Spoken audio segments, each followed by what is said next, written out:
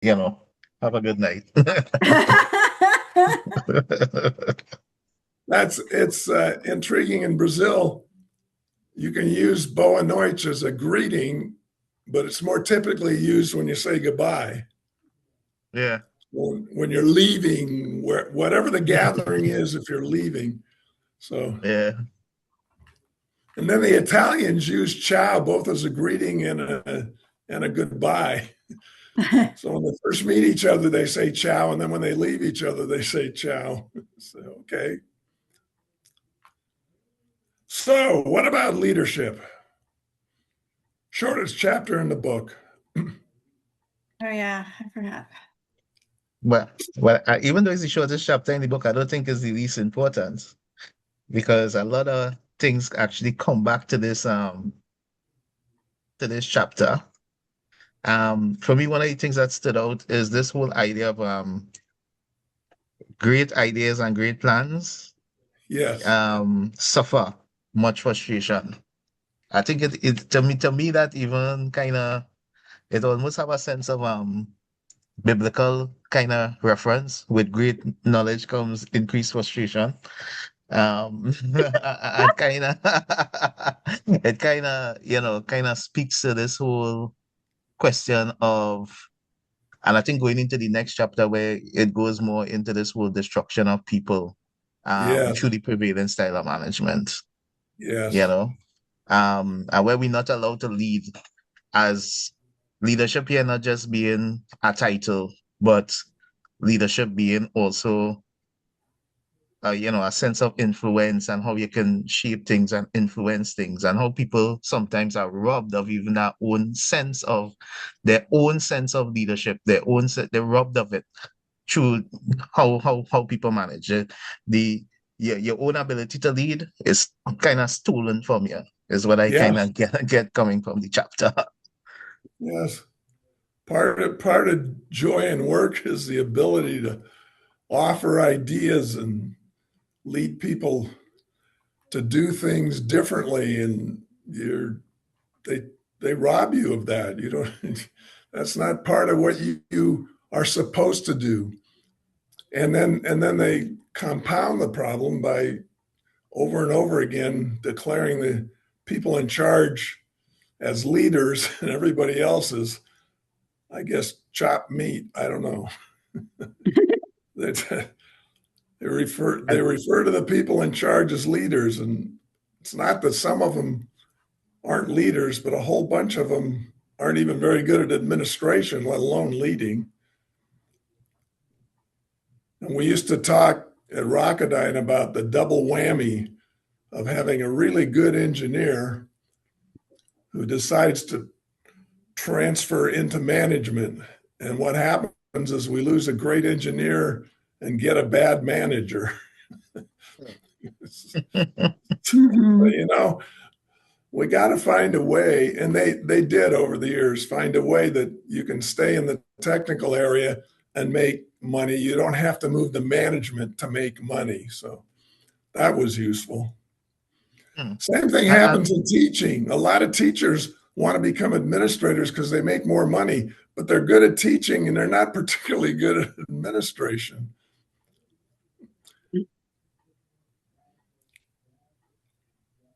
I think this whole idea of leadership as responsible for transformation, and recognizing that yes, you may possess knowledge, you may possess personality and persuasive power. Because again, I think that I had to read both 5 and 6 together because yeah, it kind of flowed in, and there were a lot of references from 5 to 6.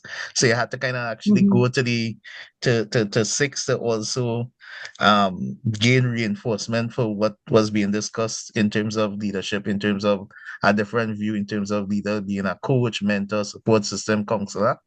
But even though the leader has knowledge, the leader is not he doesn't have a monopoly on Yes, knowledge. So it's yeah, understanding how to embrace the collective knowledge of your team or of your group as a element of leadership, as a style of leadership, as a um how to put it, like how a behavior, leadership as a behavior as well. Yes, So yes. And it needs to be, as you talk about, it needs to be inclusive, because there may be somebody over in the corner who's too shy to share an idea, but it may be the best idea anybody in the group has. So helping people reveal their ideas without feeling nervous or feeling like they're going to get shut down. De Bono talks about that. He called the hat you put on when you're doing an evaluation of the risk is the black hat. And he says, we're really good at the black hat. Somebody comes up with an idea, and the first comment isn't, that's a good idea. Let's work with that. Maybe we can even make it better. The first comment is, that'll never work. So, well, I love the black hat. as soon as you say that, it's certainly never going to work, because nobody's going to bring it up again. And and part of it has to do, I think, with recognizing your own curiosity and rewarding it. When something happens, instead of making a judgment, you might want to be curious about, I wonder how that came about. I wonder what made that happen. Why is this going on? Why, when we look at this, do we feel all ugly about it? What's going on? And that curiosity, if you encourage it in everybody, will allow a whole bunch of sharing. I think what makes that curiosity point stands out also is just even how the chapter begins with the quote on, you cannot plan to make a discovery. Yep. So it shows also that you had to be willing to be curious, adventurous, and not necessarily hold to your own thinking, perception, and that requires you to be sort of open to ask questions and to also consider for even just a little bit that you might be wrong on something, or there is no right or wrong, but how you think, um, or how you facilitate could actually make it so. So something could probably be right and you probably do it, but it's actually give you the wrong answer because of how you acted or, or responded. There's a TV show I watched over the years where one of the main characters has these rules, like 40 rules or something. There's no such thing as a coincidence. Never involve lawyers. He's got all these rules, and one of his rules is, consider you might be wrong. That's a pretty good rule. That is a good rule. One thing I've noticed, at least at my place of employment, is I get pissed off at something because it's just either a bad system in my perspective, or I'm like, I want to make a change doing this. And so I start it. And then next thing I know, I have like 5 people calling me, hey, how do I get involved in what you're doing? Because like you said, they're the quiet people in the corner Yeah. that have wanted to do something, and I'm the one over here with the pitchforks and the let's change this. Yeah. Yeah. Well, and that's Russ Akoff talks about trying to transform an organization. And he always used to tell people when he'd meet with them here, start from where you are. So you and the guy sitting next to you, or the gal sitting next to you, or 2 or 3 of you get together and come up with an idea you want to try to implement, and then start doing it and making changes, doing whatever you can.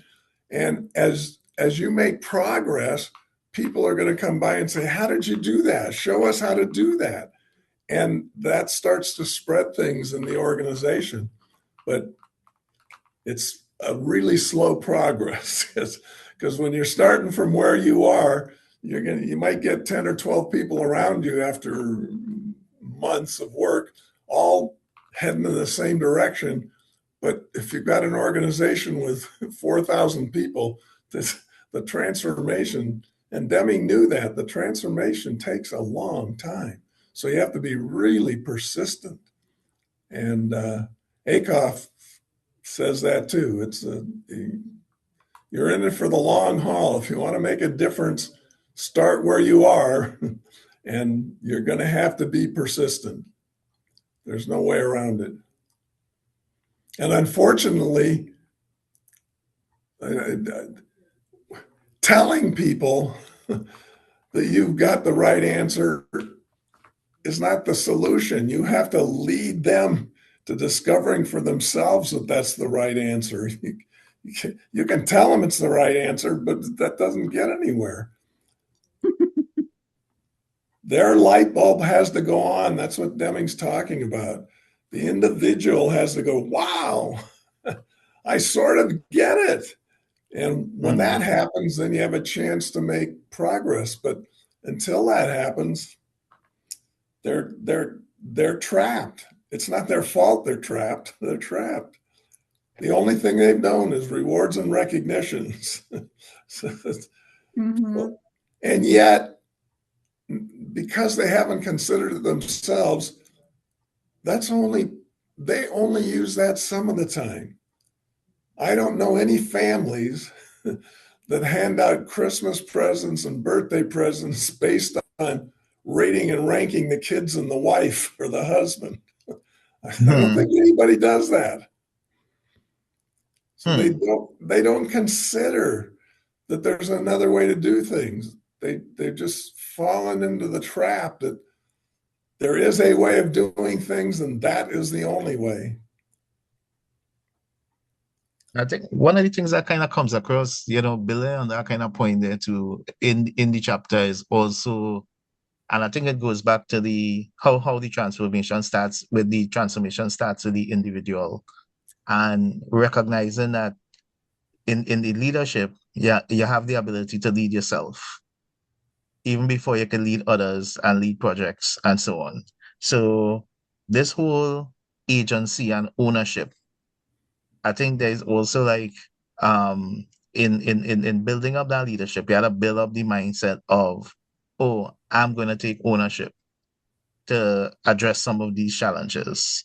And that in itself is an aspect of leadership that others may also come on board with you.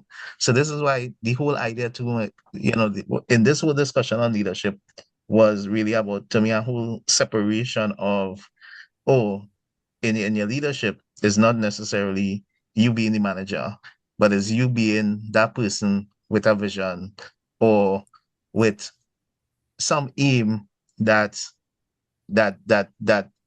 could be achievable if you build that sort of, like you said, a sort of critical mass and influence others to come along with this great idea. Yes. And I think that the chapter on the management with its we're destroying our people, I see it all over the place. And it's been going on for a long time.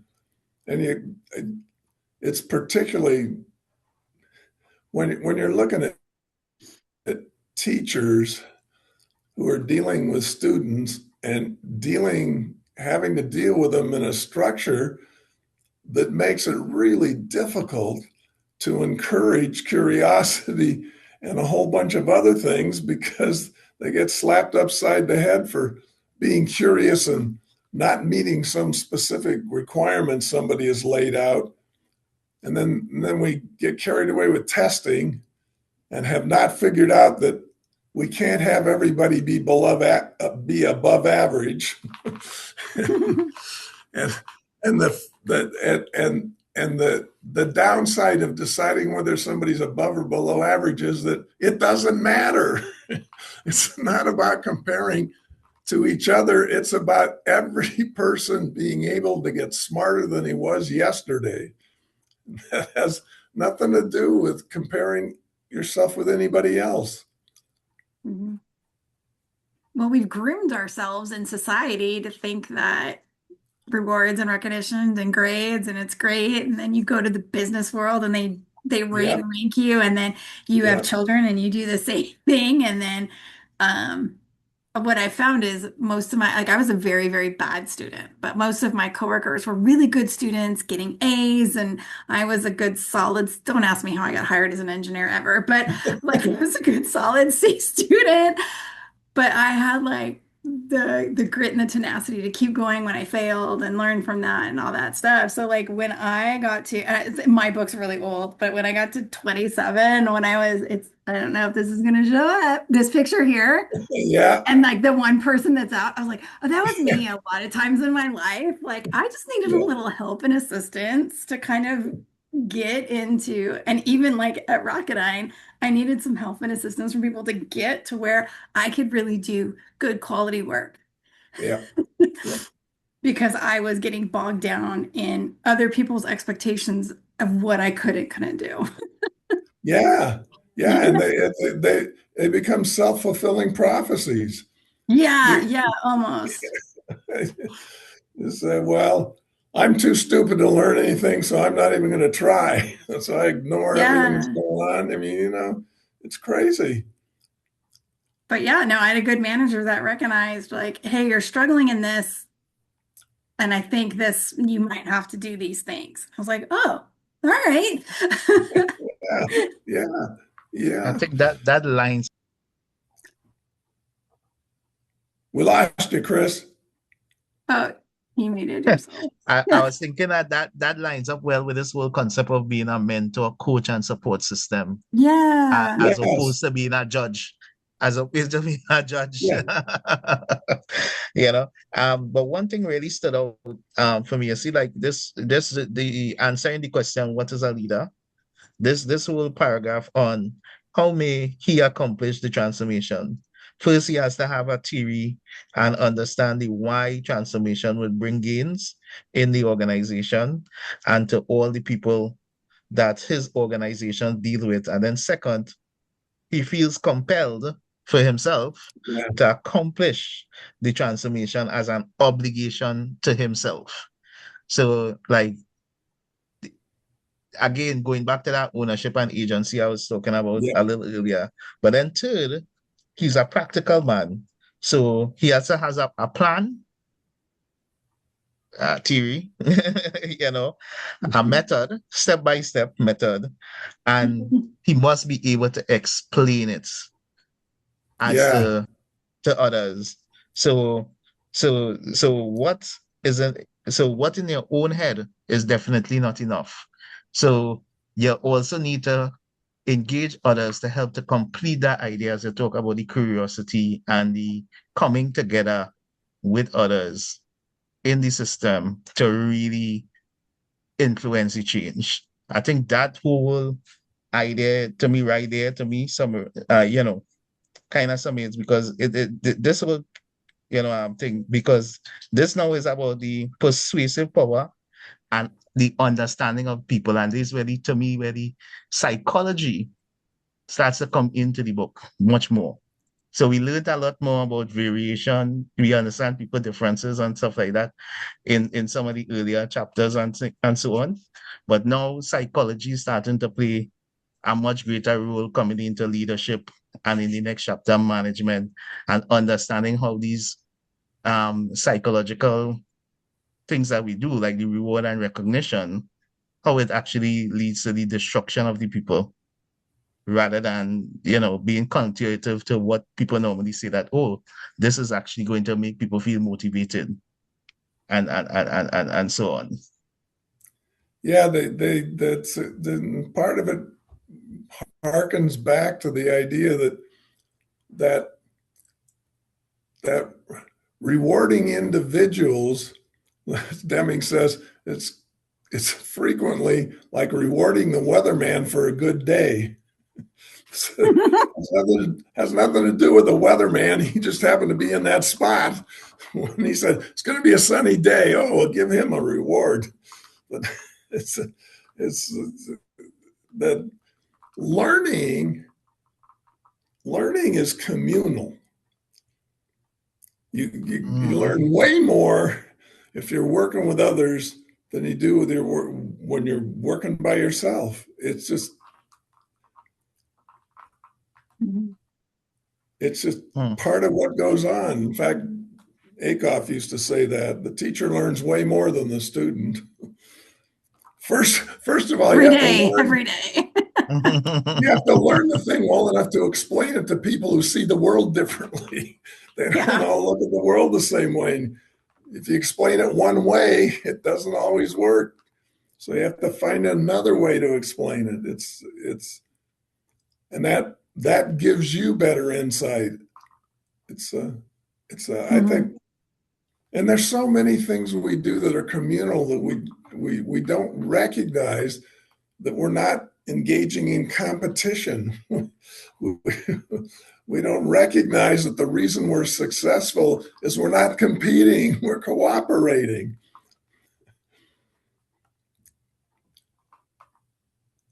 And that's what I Like the loved. It was somewhere in the management of people chapter, but where he said like the manager should have basically a long once a year meeting with people, but it should be spontaneous and yeah, basically like getting to know what is your kind of like what is the motivation of the different people on your yeah, team? Like what is their intrinsic yeah, motivation? yeah. What do you like to do? Yeah. What do you do when you're not at work? All that kind of stuff. Because first of all, you find out way more about the person. But as Deming points out, understanding the people allows you to know how to put people together that might work really well together and create some kind of synergy when you understand, sort of what makes them tick. The Mhm. psychology, as Chris was talking about.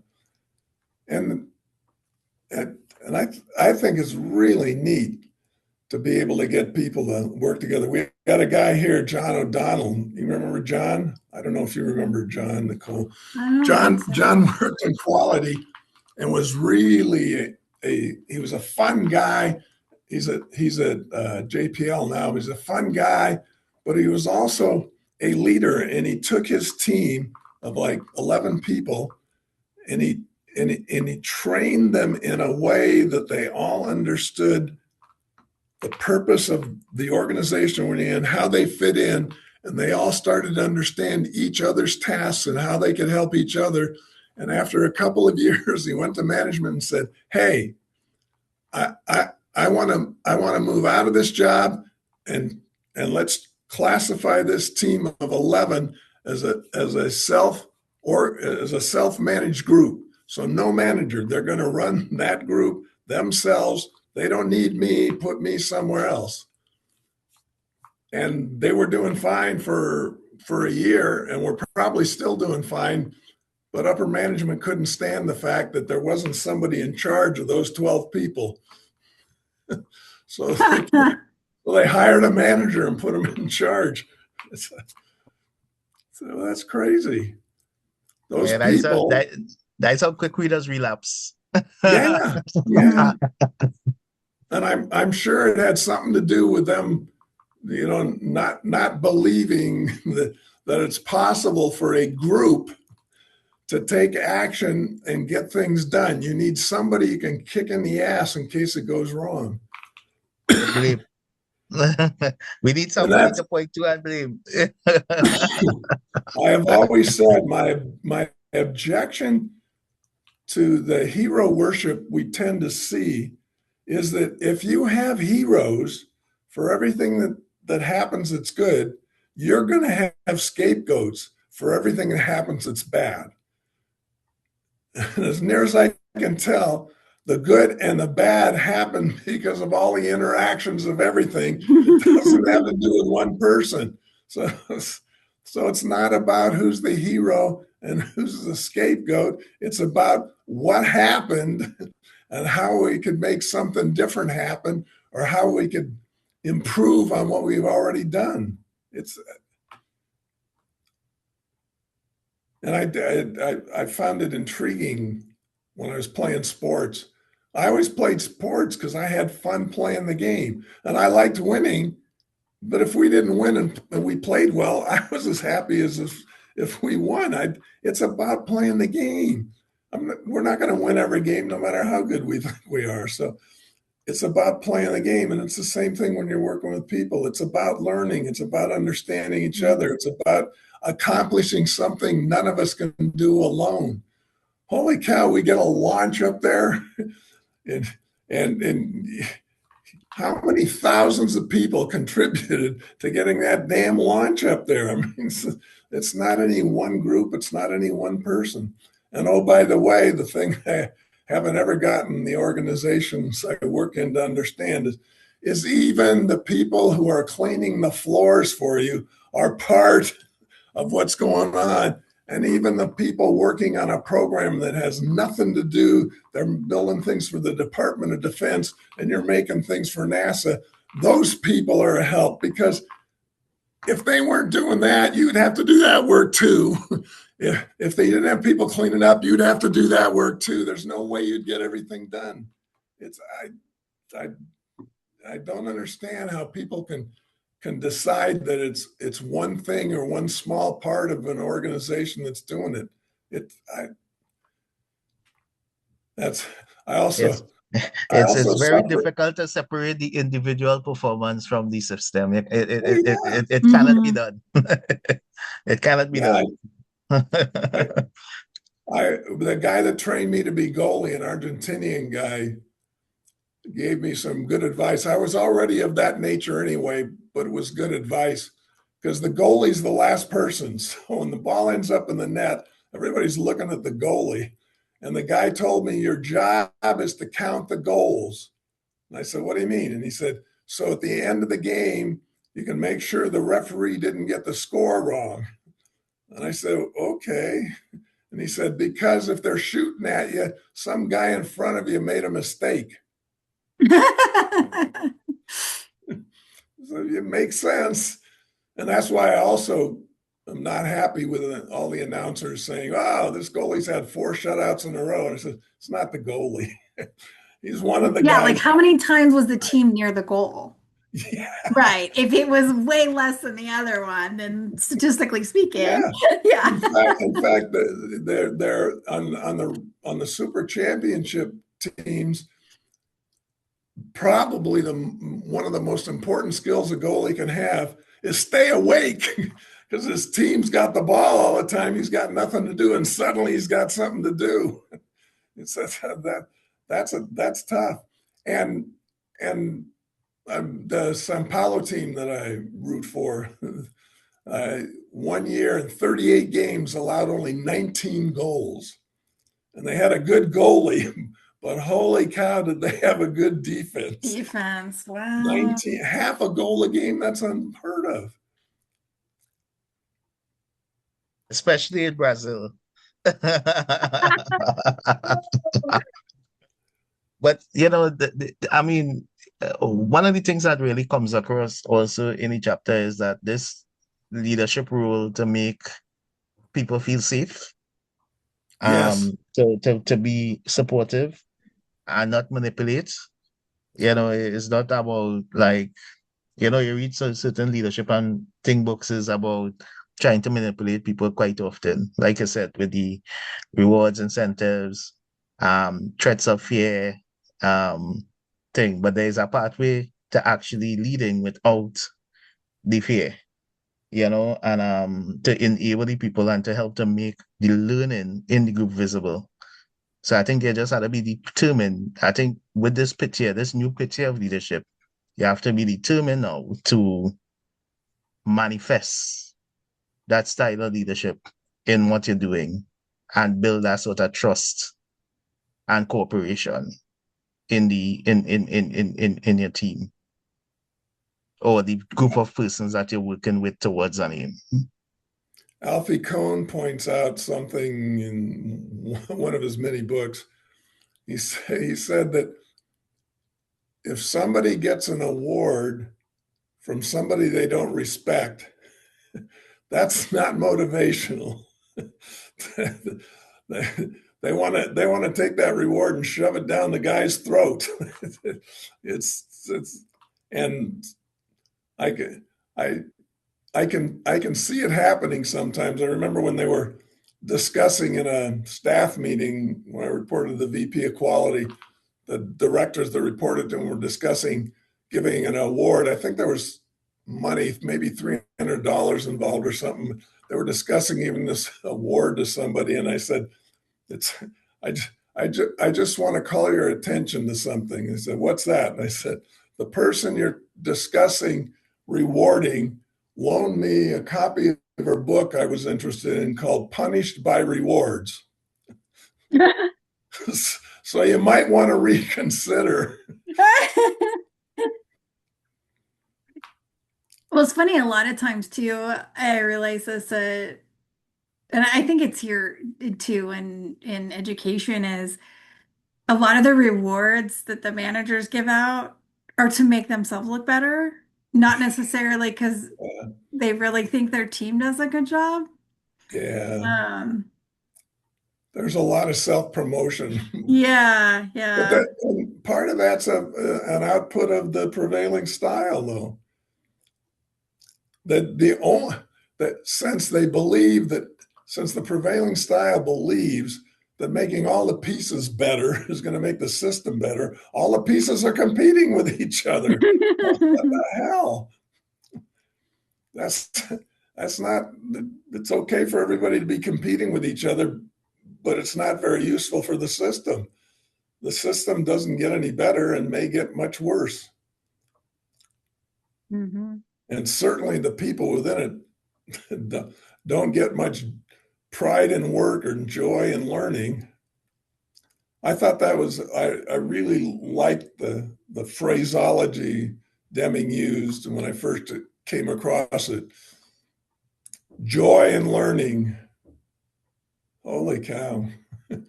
And what's interesting, and he says that at least in a couple of places, the joy doesn't come from what was learned. It's not the thing that you learned that gives you the joy. It's that you learned. Mhm. And it doesn't matter what it is that you learned. We're human and we cannot stop learning. You can certainly shut people down so they're not going to be open to learning whatever you have to help them with, want to help them with, but you can't stop them from learning. There's no way.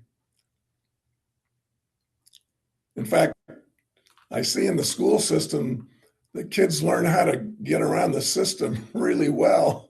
Some of the kids are really good at it. There was a something that we were using to, what was it? Oh, to, like, we're supposed to call students and then we put in their student IDs and be like, they're going to be late because of this reason.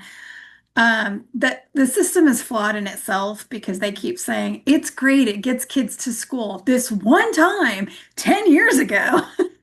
Like, it's one of those things that people, I refuse to do it, but people just do it because they're told to do it. And someone was telling me, and they said, these teachers need to stop putting in 000 for the student ID number. And I did not keep my mouth. I was like, that is brilliant. And oh, I got attacked at the meeting. And I was like, no, the first rule of computer science is check your inputs. So, Yeah, like, the fact that somebody worked around the system to make that easier, I find that clever. yeah, yeah. I found Your I found money. it I found it intriguing that the first couple of years I taught, on the roster they gave me for each class, it had the kid's name, and one of the columns over on the right hand side had the home phone number, which I found useful because I used to call the parents of every student I had to say, hey, this person's in my algebra class or my English class, and you can expect a certain amount of homework, but it's mostly classwork, and be introduced to those parents, because normally teachers stay away from the parents, and the first time they have to contact them, something bad has happened. So, well, if your first contact is telling a parent his kid is screwing up, that's not going to go. I mean, So I always wanted that. And then the third year I was teaching, they had a student ID number over there. And I went back to them and I said, what happened to the phone numbers? Oh, we're not doing that anymore. And I said, why not?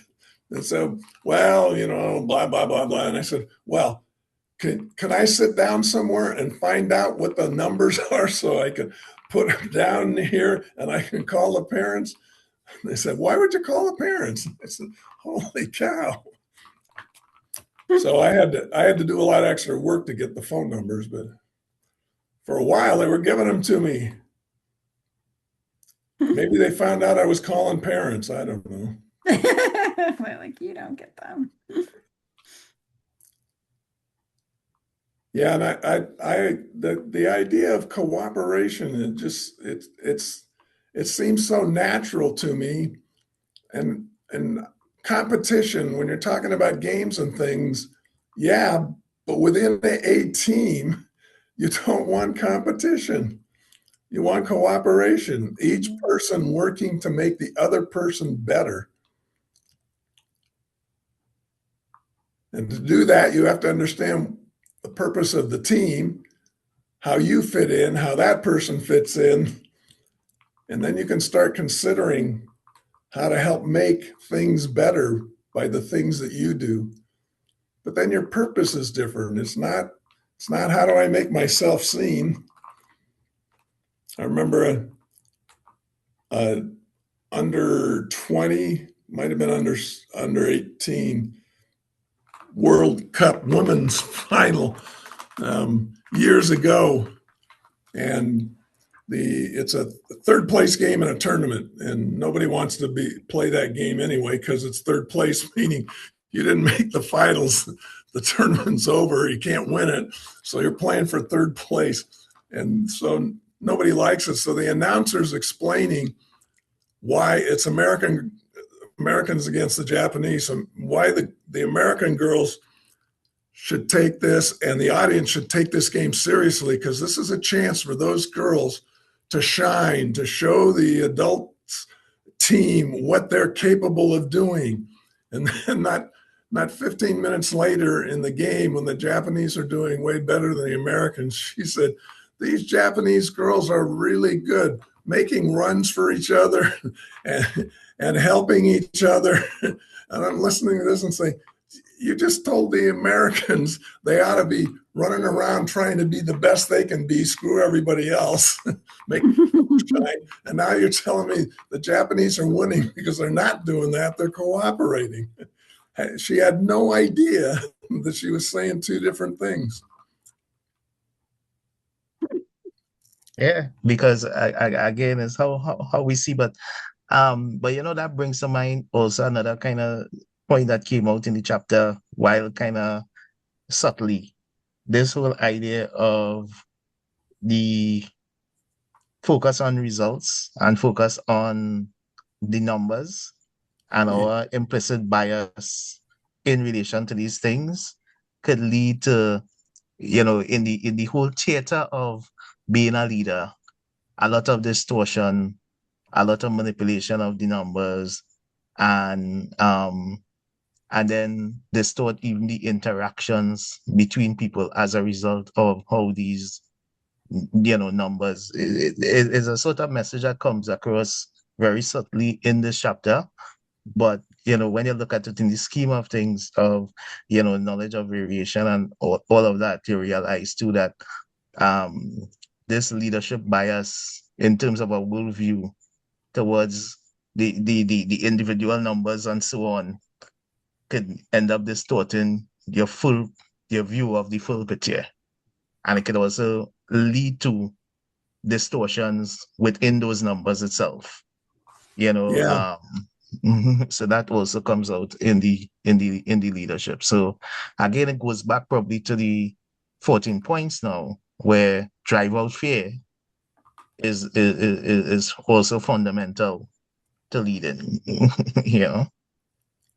That's Deming was really big with the idea that certainly data and information can be useful to you, but what you need is a theory of how to operate.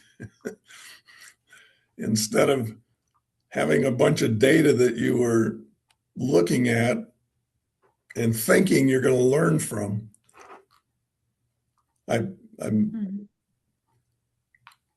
You can learn some things from data, but the data isn't the thing that's most important. As he points out, the most important things you need for the management of an organization are unknown and unknowable. The most important figures are unknown and unknowable. So and he points out over and over again how people, even in the prevailing style of management, use theory, but they don't recognize they use theory. They train people, and they spend a lot of money training people. And when they look at the numbers show how much money they spent training the people. None of the numbers show a return on that investment. They don't have a way to measure that. And yet they keep training people because they're operating out of a theory that if they train them, they'll get better results than if they don't train them. And they have no numbers to prove that, none. Again, even the fact that the most important figures are unknown and unknowable goes back even to this point that we will never ever be able to know everything that's happening in the system, but it still requires you to manage Yes. and to lead in that context. So I guess yeah. But you must have that appreciation, because if you don't have that appreciation, you would actually believe that your numbers is actually a proxy and tells you everything that you need to know. So like people always trying to complete like this even more full dashboard of numbers, especially now that we have AI. Well, it is numbers overload, data overload sometimes, like everybody dashboards on top of dashboards, but not recognizing that the numbers is an incomplete picture. It doesn't tell you why. It doesn't help you to improve just by knowing the numbers in and of itself. Yeah, and when you start to push people to achieve numbers that the system they're working in cannot possibly achieve, it creates all kinds of havoc. It's because people will make the numbers happen, but they may break a lot of other stuff making those numbers happen. There's a famous happening when Sears and Roebuck had a car fix-it place as part of the Sears. Not only change your tires, but they fix your car. Yeah. They gave the guys, they had a certain number, a certain value, a certain dollar income they needed to make on those things, and the system wasn't capable of doing that. So what would happen is somebody'd go in with a car that was okay and maybe needed an oil change, and so they'd break some part on the car so they could do an oil change and fix the part that they broke. And somebody finally figured out what was going on, and boy, Sears got slapped upside the head, and I think they had to get out of that auto part of their business. But and Deming says you have to expect that a person is going to behave rationally given their perception of the situation. The perception is, if I don't achieve that number, we're going to be in trouble. So I'm going to achieve the number. The fact that what I'm doing is a little shady, the number's getting reached, and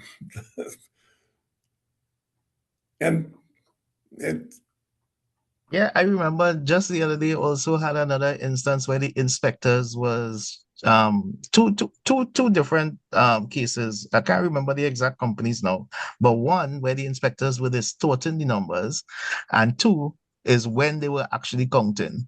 So like if the quota was met for last month, they stopped counting on the quota and fit it into the next month, which led to a whole big distortion in the financial records and how things were actually, represented and so on. So I can't remember the exact case now, but it was a big thing with that. I think one was Volkswagen. No, Volkswagen was the emissions data, where they were falsifying the emissions Oh yeah, data. yeah, That was yeah. one. And I can't remember the exact one now with the inspector, but yeah, I remember. And I looked at it and I said that this is again, sometimes people doesn't realize that they're now blaming the inspector, but they didn't recognize is actually the system that the person was actually put within. Um, and I also recall too some years ago where it had this case too with a special case of fraud, that was again driven by targets. Because of the Ah, targets that the person had to meet, they started negotiating um, side deals with the contractors in order to meet those targets, and so on. So sometimes all of these things are now driven by just meeting the numbers, and then persons actually, you know, driven by, you know, sometimes even getting employee of the year or salesperson of the year last year because of hitting the numbers, that they start distorting the numbers and finding ways to manipulate. yeah. I think it's Don Wheeler, one, statistician who believes in Deming's view of the world, said that when you give an organization or a person or a group a goal that's beyond the means of the system, they're going to achieve the goal by one of two means: distorting the system or distorting the data. You can guarantee it. They'll meet the goal, but they will have fouled up the system and distorted it in some way, or they would have lied about the data. I mean, I did that for teacher performance stuff when they started putting student scores. We had to give a test at the beginning of the year and the end of the year. So, Yep. I mean, I didn't distort the data, but you better believe I was like, question one for tomorrow's test is going to be this. Or Yeah. I would write the test knowing that I could get my students to pass it because why are they taking a test just to take a test? It's supposed to show student growth. How do you measure student growth? Especially back then, I used to run my classroom like a pace of employment. I was like, I'm Yeah. teaching you guys AutoCAD. Guess what? This is your workplace. You want to listen to music while you're doing this? Great. I'm going to pull you aside for some lectures, and then you're going to go for it and ask me questions. And so they're learning, they learned at all different rates. But like, how do you test that? Well, it's a Students also learn to manipulate that system too, that Oh, they know of course that, they oh, do. I'm supposed to do a little worse in this exam over the next one. So in the formative, I will I will do just enough just to get enough. And then when I get the summative, oh, I made a big improvement. So the students also on the next side of that also manipulated that system. Because then they might, oh, I was the most improved. I was, Yeah. So that's it.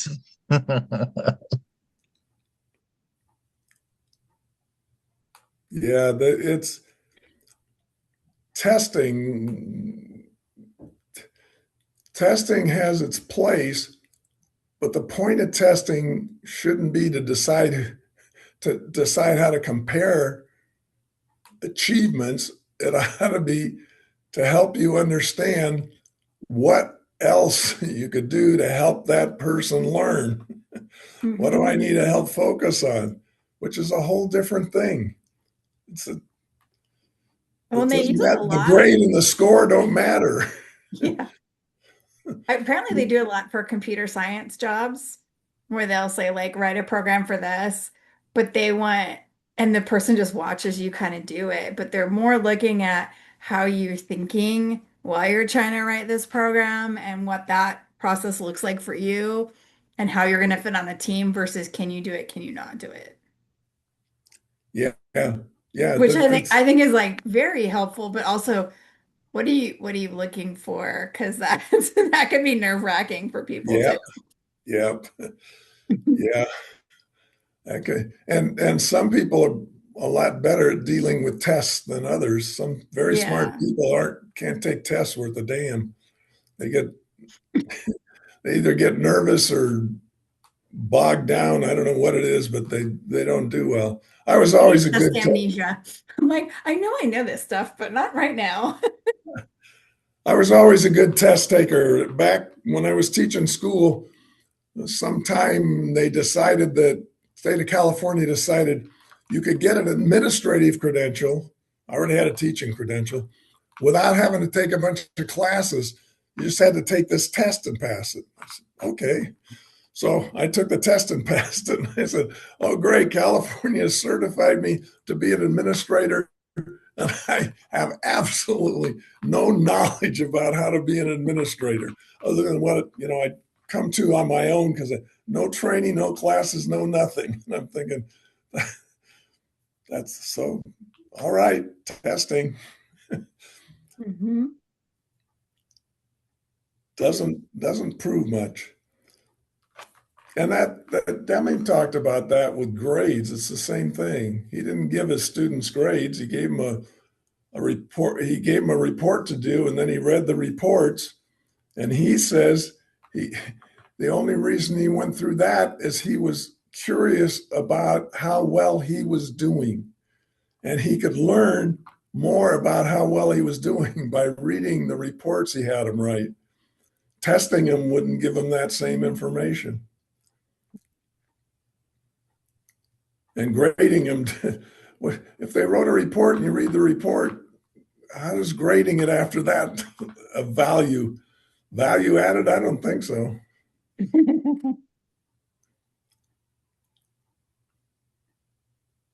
Yeah. That there's also, you see, in education there is this also the different lens between assessments and Yes, testing, yes, Yeah. and there's a permanent conflict between the two, and this is why a lot of persons just, because testing is like one of the most comfortable forms of a assessment, they just over rely on it.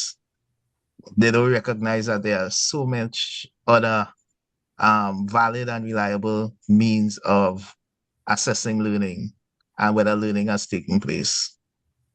That they're most comfortable with the tests, whether it be multiple choice um, or your written or a written exam. They're just more comfortable with testing, even when testing may not even be appropriate to actually assess the learning in the first yeah, place. Because there are Think quite a right. number of things where testing is not the best way for a person to actually prove they learned or to even demonstrate their competence in the particular area. But it's still testing that is actually used as the final um, determinant. yeah. I remember a friend of mine in college who was a pretty smart math kind of guy. In the second semester of calculus, he's doing he's he's he's doing his homework and giving answers, and on tests giving answers, and the instructor was upset that he didn't show his work. And Richard looks at him and says, what do you mean show my work? He says, well, how did you get from this to that output? He says, well, that's the output. He could see things that the rest of us can't see without going step at a time to get there. and and that instructor couldn't conceive that that was possible. So he was having a little trouble with the class. And I used to tell Richard when I asked him to help me with my homework, I said, well, Richard, that's okay, but you know, it's not helping me any because there's about 14 steps I need to do to get to where you are. And you don't know what the steps are because you don't have to do them. Doing that mentally. I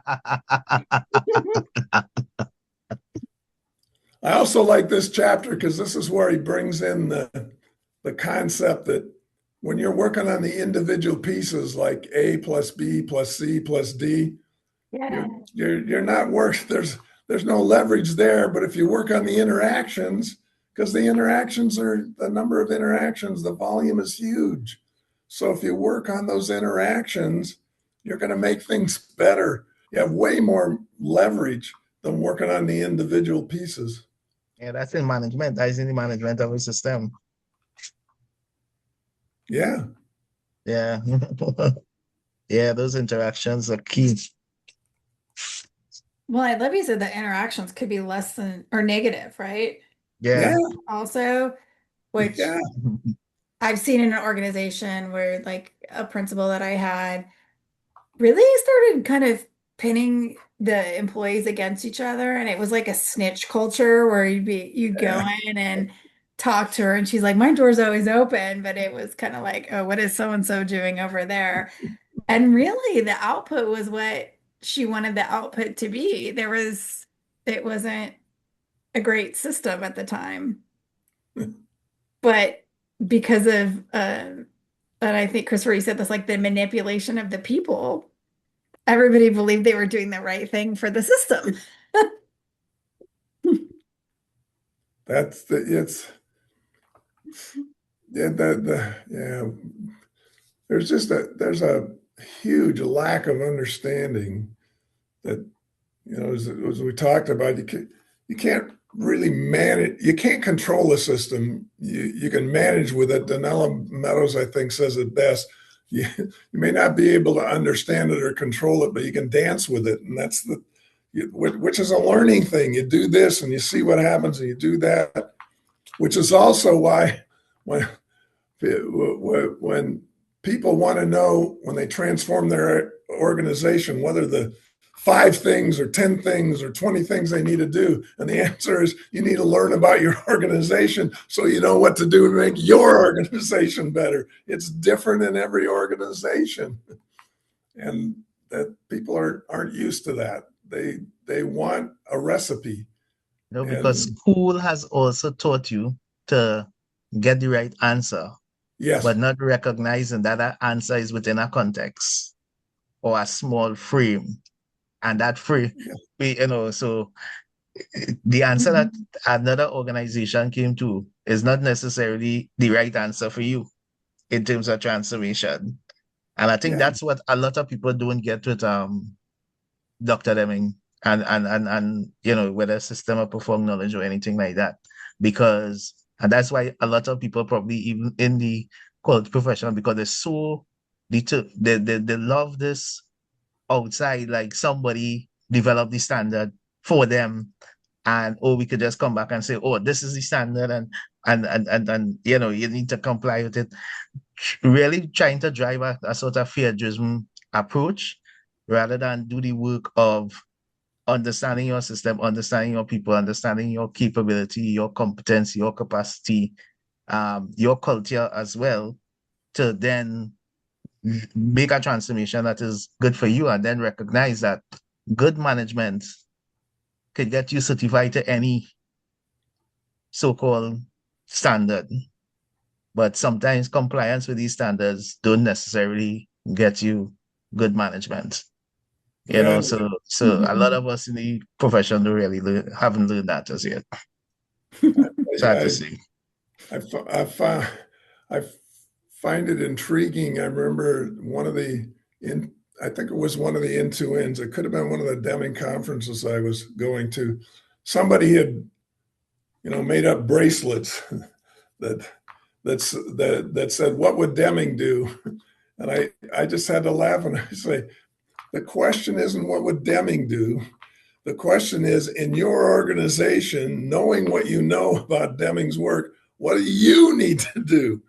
Because and people used to get mad at Deming. He says, well, he's not telling us what to do. He says, because he doesn't know your organization. He has no familiarity with your organization. He's the wrong one to be telling you what to do. You're the one that needs to know what to do. And you need to learn that by applying. And this is another thing I like, a system of profound knowledge. He's not telling you it's the system.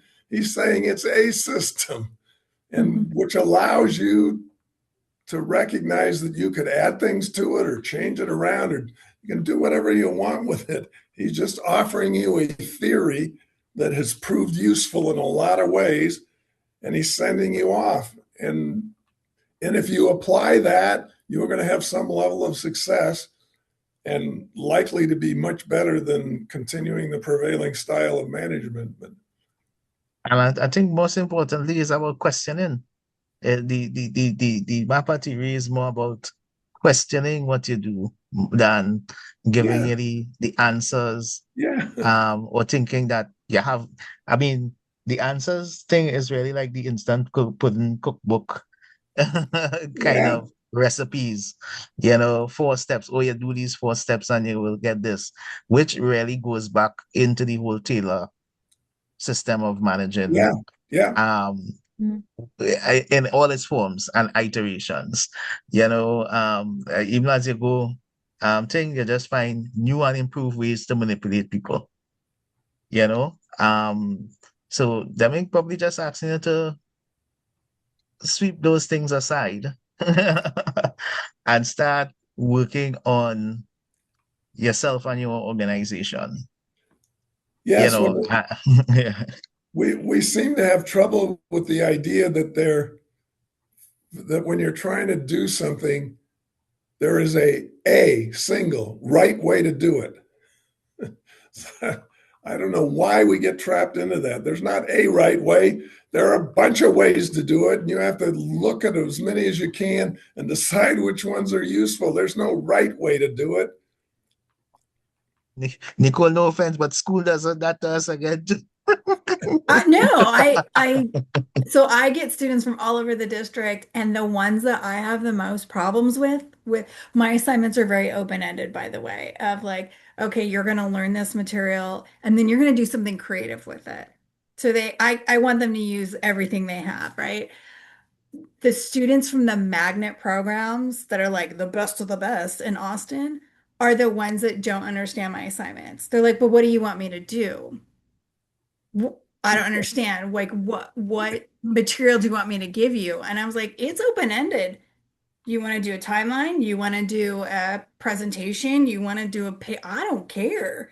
And that stumps them for some reason. And I was like, oh my God, the kids from the school are so trained. Read a rubric, do this. There is one right answer that when I'm like, think, use your brain, there Yeah, the yeah, cookie cutter system. Thank you. Yeah. Exactly. The cookie cutter.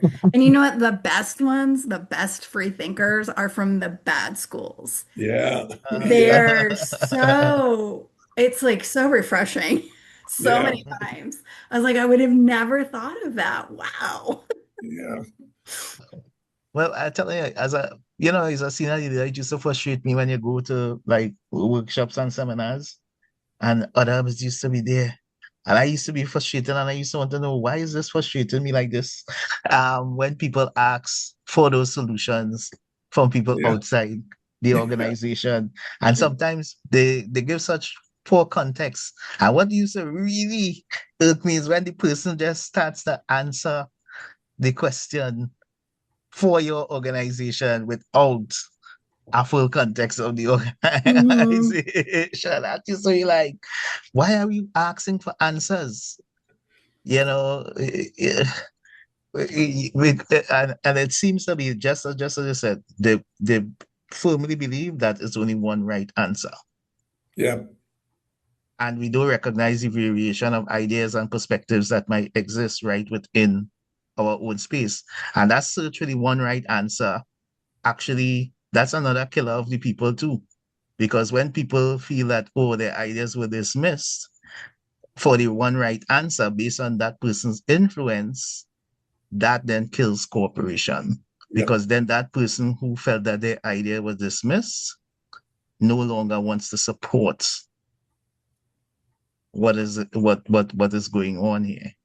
And Yep. I think as a leader, you have to be really astute in terms of kind of bringing all of the even resistance and variant views to the floor and not dismiss them. But we used to say yes and Yeah. rather than yes Yes. but. Yep. Let's see how we could complement it. Let's see how we can develop it. Let's see how we can, Yep. marinate and integrate rather than yes but. And that yes but used to always lead to, oh, that wouldn't work, and a lot of reasons why it wouldn't work and stuff like that. Yeah, there's an exercise that a lot of drama students go through where they start to learn to do improvisations. And in improvisations, you have to use the and thing. Whatever somebody says to you, you have to believe. You can't argue with it. You have to believe it and incorporate that into what you're doing. And by doing that, you create this whole big interesting experience happens for you and for the audience, and it's fascinating to watch how that thing grows. And it all comes from if you do a yes but, it's gonna die. It's not going anywhere. It's very intriguing. Mhm. You kill people's spirit soon. I think that is the most detrimental thing. When you kill people's spirit to participate and to contribute, it, it stifles the organization from true growth. Yep. Mhm. That's why I love when we did like De Bono's six thinking hats to do some brainstorming. And I've actually used Yeah. that with kids on like my robotics teams and stuff, where I'm like, for this time, you can only do this. Or we'd start with the silliest word to come up with ideas. And it just, like you said, it does not stifle anybody's thing because only for that short amount of time can they be negative. And then it Yep. has to be positive. And then Yeah. what comes out of some silly word, like one that always sticks in my head is like starting with the word ice cream and then getting to solutions to crazy problems from one stupid word is crazy, but it's because it's a very structured thing. It takes the that was my idea out of it from everybody, Yeah. and it's like the people have to work in a team. And so yeah, it's the Somebody opposite of stifling the creativity. when I was teaching six hats, one of the people came to me after class and after having used it a couple of times, and he said, the thing I find most amazing about this is when we're done with our session, the idea we came up with is our idea. It's not Nicole's idea or Chris's Mhm. idea or Tim's idea. It's our idea. That's so valuable. Holy cow. And I Well, and I think remember, Deming talked about that too, is like the yeah, team has to work together on an idea and you can't have this last minute people come in and be like, this is the yeah, great idea. I want you to or do this thing, like spend all that time up front coming up with a good idea. yeah. I have sometimes badgered the Rocketdyne executives when somebody's making a presentation and the executives came in with their 2 cents worth. And I sometimes would get angry enough to say, if you wanted to contribute, you should have been there when they were working on this, not come in after they're done, Mhm. start making comments. Who the hell do you think you are? But But the question I had, Tim, and I probably want to hear what you and Nicole think on this one. What happens when people don't want to be led? well, I haven't bumped. Certainly, there are people that resist. There are people that resist. What you have to try to understand is they're behaving rationally given their perception. So what you have to try to do is ask questions to figure out what the perception is, because clearly they have a different perception, because otherwise they'd be willing to go along with it. But if you don't know what And De Bono talked about that. When you're dealing with a problem of perception, logic doesn't help. So you have to figure out, okay, what am I seeing that that person doesn't see, or what is that person seeing that I don't see? And it's not easy. You have to ask questions and see what kind of answers you can get. And it what when I first bumped into Deming's idea that new knowledge comes from outside and by invitation, I recognized that I had to learn to get a lot better at asking questions so I could get people, so I could say something that might help people ask for help.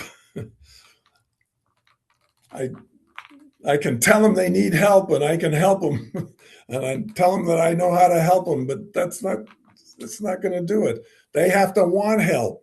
Well, how do I get them to want help? You just have to ask questions till you get in the point where you can say, what about this? What do you think about this? I think it's important then to manage your own archetype, how you think about yourself as a leader, and manage yourself even with how you perceive people, how you perceive others, how you perceive others' thoughts, how you perceive your own thoughts, how you perceive people's interaction with you. You have to learn to, how to put it, self-reflect and and like I said, ask better questions in that kind of situation where people don't want to be I like I think said, I'm the always the questions person come that in doesn't different. want to be led. But I think for me, whatever the system I'm in, when I like dig my heels in and I'm like, no, it's because it's some initiative where it's a one size fits all thing. It doesn't work with what my brain is. Yeah. Because, yeah, they started this initiative not too long ago about like, well, teachers don't know where students are because our kids could be anywhere in any curriculum at any time because it's self-paced. And I was like, give me a name. And I could tell you exactly what assignment that kid's working on. Like we have 15 kids or less in a classroom. It's not that hard. But a lot of teachers didn't know where students are. Once they implemented this new system, I don't know where my students are anymore in the curriculum. I am like, I don't know. It's on their form that you make them fill out. I have no ownership of their learning anymore. So it's one of those things that just, yeah, if it doesn't make sense to me, but no one asks why, they're like, this is great for the system. And when I ask questions, I'm being difficult. Uh, Yes. Yes. I would I was frequently the difficult one. Like asking them when we at the end of the semester, since 6 different people taught algebra, we gave a common final exam each semester. And then it was like a 200-point test. And then they put all the scores on the board, from 200 down to 50 or whatever the low score was. Then they'd look at them and they'd have it all laid out. And they'd draw a line here and say, well, there's where the A's end. And they'd draw a line here. And I'd say, well, how did you get that? Well, don't you see this gap here? And I see, yeah, there's some space. I just don't understand how that's evidence that the people that answered and got this score know more than the people that answered and got this score. Where did this test get run that we can figure that out? I said, all I know is there's a gap in the scores. I have no idea what the hell it means. And you are deciding it means these people understand better than these people. I said, I don't know that that's what it means. But Only within that frame, only within the frame that was given. They may understand more about the frame that was given, if that is actually quite possible. But the other question that kind of comes out at me as well is this whole question of, so we leading sometimes, well, we address that whole question of asking better questions and so on. But in leading, what was that I was going to ask again, boy? it was actually related exactly with what you were spoken about just now. Think it slipped my mind now. Think it slipped my mind. Nicole, you were going to say something. No, I don't Well, think so. this reminds me of something happened with me and my dad. He was about 50 at the time, so I was my 30s, and uh, and I told him, I said, "This is crazy. I've been sitting here for the last 20 minutes using several tools, including a screwdriver. I haven't gotten up, I haven't gone anywhere, and I can't find the damn screwdriver." And my dad says, "If you think it's bad at your age, wait till you get to be mine." So you may have forgotten something, Chris, but if you think that's bad, wait till you get to be my age.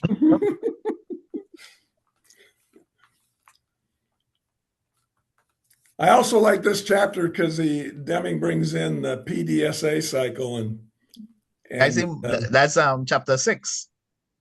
yep. Um, And what I found fascinating about it is particularly in Brazil, because I'm more familiar with I know a guy who works in Brazil and helps companies try to do things, and they use plan, do, study, act cycle, thinking they're doing what Deming's talking about, and they're using it as a way to manage by objectives. And Oh. so the plan is an objective of a certain number of things sold. The doing it is, exercising it.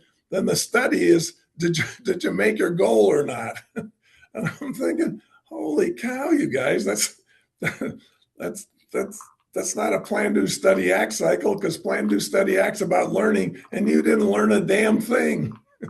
There's no learning going on, but that's how they use it.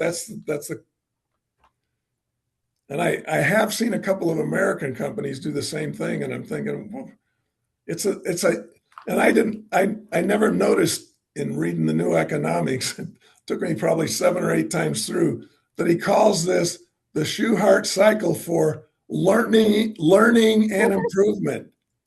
It's a cycle for learning, you idiot. If you're going to improve something, you have to learn about it. This is the way you do the learning. If you're not learning anything, you're not going to make an improvement. Mm-hmm. And he adamantly was against. Some people make it a plan, do, check, act, and he said check is too cursory because you're supposed to study and not just study your result. Study what it took to make this happen. Study how valuable it was. Study how much it cost and whether it was worth the cost, et cetera, et cetera. There's a whole bunch of things to be learned, but you have to decide you want to do that. I notice a lot in organizations too. They do the plan and do part really well. Yeah, yeah, yeah. They're like, I only need a semicircle. Well, we planned it and we did it. Yeah. Yeah. And how much smarter are we? Well, I don't know. Sometimes that happens because in order to generate an effective plan, you have to have a purpose of what you're trying to learn. And if they don't have a purpose in the first place, then they're just going to go out and do something. They're going to plan something. They're going to get some results from it. And then they're going to say, well, now we got results. What do we do? And they're going to make up things to do because of those results. And I think, well, how about if you actually figured out what you're trying to learn and then plan something that would help you learn that? Either confirm that what you thought was true or how true it is, or confirm it's probably a bad idea and you ought to abandon it, whatever it is. But for some reason, it has gotten kidnapped, if you will, by the people who like to manage by objectives.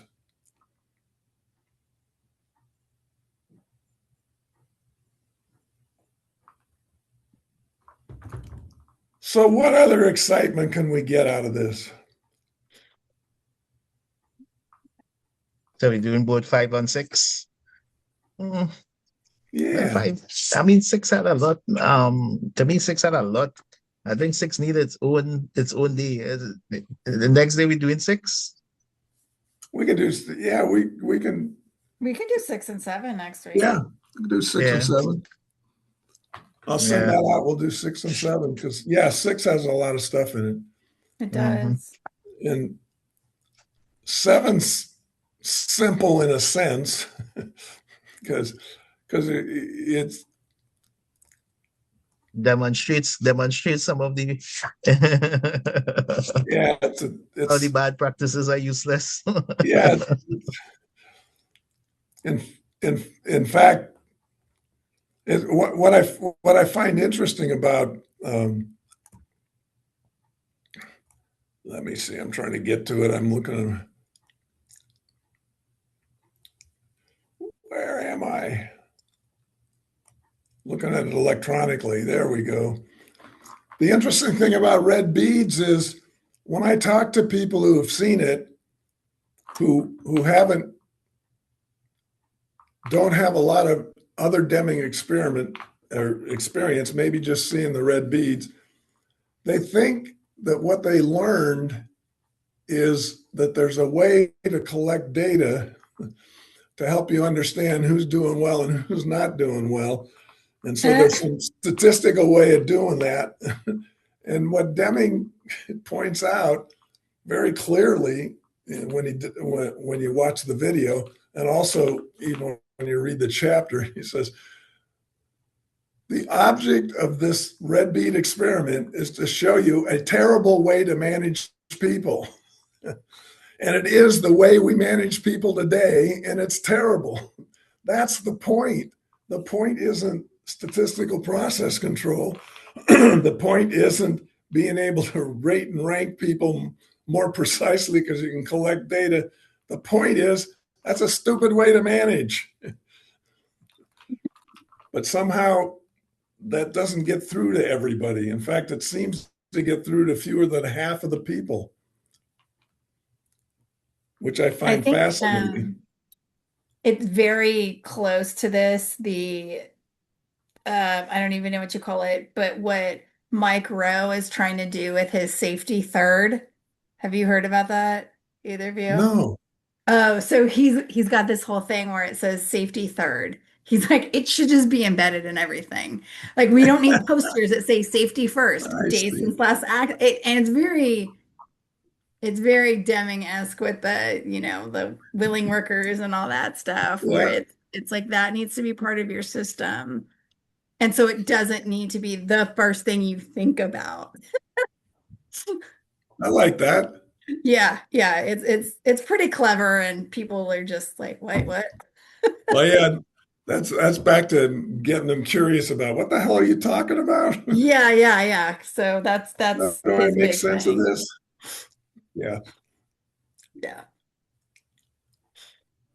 I find it interesting too that we are still laboring under a principle that people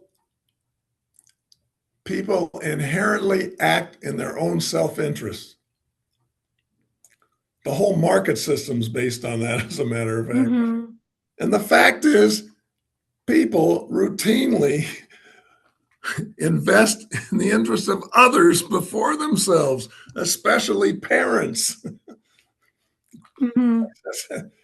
It's not all Although about like stuff. the one I heard a lot in psychology with the students now is like, I'm setting boundaries, and it's very like self-involved and stuff like that. But I think also maybe that's the difference with like mental health of not overextending yourself because you've always thought of others first, and being able to control like, hey, you need to take care of you also. Yes, yes. But yeah. And there There's are times when you're going to act in your own self-interest and times that you're going to yeah, act in. and there's nothing wrong with that. It's normal Yeah. and natural and human. So, Mhm. but we to assume that everybody's going to act in his own self-interest and have a whole bunch of markets that are based on that seems like a misunderstanding of how people behave. Then why do we have 5-seat cars? Why aren't they all one-seaters? All right. Thanks for that, Nicole. You actually brought back the thought that I was going to ask. Yay! Hey, all right. Us old people. Because it actually triggers within also this old Gen Z and all these different Oh, generations yeah. and in the workplace and also in the school system, and you're just interacting based on differences, right? And what I've also seen going through the career is leaders tempted to always select persons just like themselves, Mhm. Yep. right? I recall at one time we even did like all of these personality testing on the thing, and more than 90% of the persons in the group fell into one category of persons, ISTJ and ISTF. Oh, yeah. Bam, and it wasn't that was thing, but it was so strange that this was actually done on the training college, and everybody had basically the same type. So you're thinking now about this. Is it that the leaders now is just looking at persons just like themselves? And how do you kind of reach inside yourself as a leader to allow for the diversity and diversity of views as a leader itself? Because I think that too is like very challenging for persons, because like, oh, this person is almost just like me, and they feel that affinity, and they could feel where they could support and coach that person. But then that person, Nicole, she argumentative. she, she always coming with some ideas, and we just want to keep things the same. you know so as a leader, Tim, it could be very tempting. So, as leaders, we're going out into various workplaces, into spaces. How do you, like kind of bring in that kind of diversity as a leader and to be open to diverse views? It's not, to me, it's not very easy to No. do In as fact, it is to see. the way we think as humans is hugely influenced by things having nothing to do with our rational side. We think we're making rational decisions, but we're not really. We do make some rational decisions, but it takes more energy to make a rational decision. So what the brain sort of does is takes a shortcut and says, "Well, I've got an idea of what a good manager looks like or sounds like." And so the brain favors that when making the choice, even though it's not logical or rational, and it's not you don't recognize that you're not using the rational side of yourself when you're making those kinds of decisions. And so being able to ask the question, am I looking at this and have I introduced a bias of my own, including we are hugely influenced in making decisions by how recent events have happened. So if you recently watched the movie Jaws and you're talking about swimming and getting bitten by a shark, you're way more concerned about getting bitten by a shark than you are if you haven't seen the movie Jaws in 20 years. And the logic is crazy anyway, because the chances of getting bit by a shark are way less than the chances of getting killed in an auto accident. And we have no fear of getting in the car every day and going somewhere. That's but you can ask her if you recognize the brain has those two things that are sometimes in competition, and recognize that the brain is lazy. So if it's got a way to make a decision without going through the rational, it's going to ignore the rational. And so you have to question yourself, should I do some more thinking about this? Or have I introduced a bias, or is there a bias in here that I'm not seeing? And And sometimes you be can ask be be others to help intentional you. about be intentional about, okay, this person not like me. Bringing the differences, I guess. And a lot of studies have shown too, even in the job descriptions, like Tim said, we're looking for specific people of what a manager should look like. And Yep. so, like, companies have to be aware of what they're putting in their job descriptions to open it up to get more diverse people for Yeah. those jobs. The prevailing style of management for hiring also needs some help, because interviews are a terrible way to decide who you're going to hire. Mhm. I mean, hiring somebody and having them work with the team they're going to work with for a while gives you a lot more information. There are better ways. Interviews are, I mean, they're what companies do, probably because they've always done it, and that's the way to do it. But there's the hope of finding somebody really special that way. It's only serendipitous. Oh man, we got a really good person. How did that happen? They look good It on doesn't. paper. They interview great. Yeah, they, and that's a and it's an interview is a really unnatural situation, and it's not work related at all. When you're doing your work, you're not getting interviewed. There's not pressure to answer a certain way so you can get hired. All of that stuff. It's just, but And it is the way. then we complain after that they don't fit. They're not a team player. Yep, yep, yep. Well, we also I think interview Bill was the people. one who was Yeah. talking about did they hire Deadwood or some kind of thing.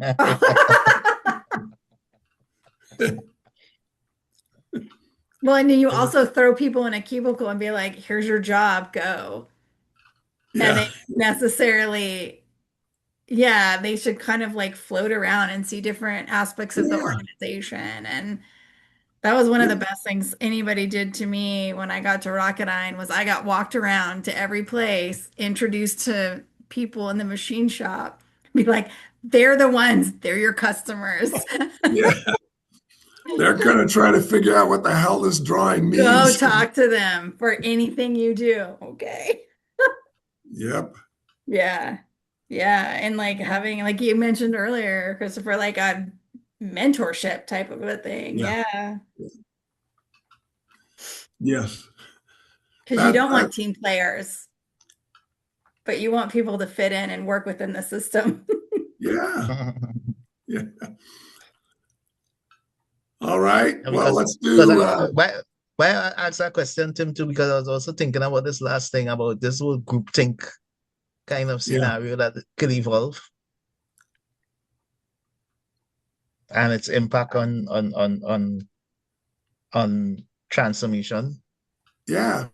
The only way to overcome that is the idea that to be open and to be asking questions and be willing to learn, because you're getting a view from somebody else which is outside of yourself. So that Mhm. might be a good place to learn something.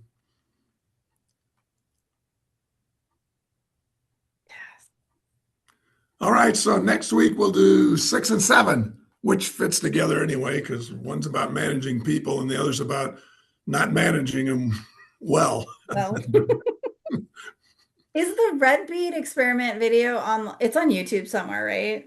Yeah, I've got a link to it. I Oh, found sweet. one that's like 38 minutes long, so that's not bad. Okay. That is which one? At the Deming Institute? I don't. It's Deming doing it, so but I don't remember Okay. when. I've got the link, and I'll send it out with the I'll send the recording when we get it in posted, and then I'll send the link to the red bead experiment. Because if you haven't seen Deming do it, Ugh. that's that you've missed something. But even if you've seen him, if you haven't seen it recently, it's really intriguing to watch, because he is absolutely great at being the prevailing style of management guy. It's just perfect. He's and and what's so interesting about that is that a whole bunch of people in the audience don't recognize that they're that person. They don't. Well, But Tim, I also heard in the grapevine that you're going to be running a study group on the leader handbook. Oh, yeah, I really like that book. The Senge? Schultes. Schultz. Schultes. Okay, that Yeah, Schultes. what I found interesting about Schultes is he he has another one called the Team Handbook, and he wrote the Team Handbook before he wrote the Leader's Handbook. The Leader's Handbook is very good, and Mhm. he tells a story about when he was going to write what he thought was a short book to so he could get people to abandon performance appraisals and that whole concept. And he discovered that in order to get them to a place where they would understand what he was talking about, he had to write 8 chapters. Wow. So he Is that doesn't. He I a, does. still don't think you're right, His you know. purpose. His purpose is to help people understand why performance appraisals suck, and he had to introduce 8 chapters before he even gets near telling them what's going on. And it's only an 11-chapter book. Mhm. But I find that really intriguing because we are so entrenched in the way we're doing things that it takes 8 chapters for us to even consider there might be another way. When you're planning to start that one. I don't know. I'll have to kick that around. Okay. That could be really interesting. Yeah. It's also got for if you've got groups together who can work together, it's got at the end of each chapter, it's got things you can go do that'll Works. Mhm. help you remember what you learned or learn more from doing those things. All right. cool. Okay then. Well, we'll see y'all next week. Let's see. Record somewhere here. Pause the recording. Stop the recording. There we go. I think I made it happen. Come on. We didn't hear recording stopped. Stop the recording.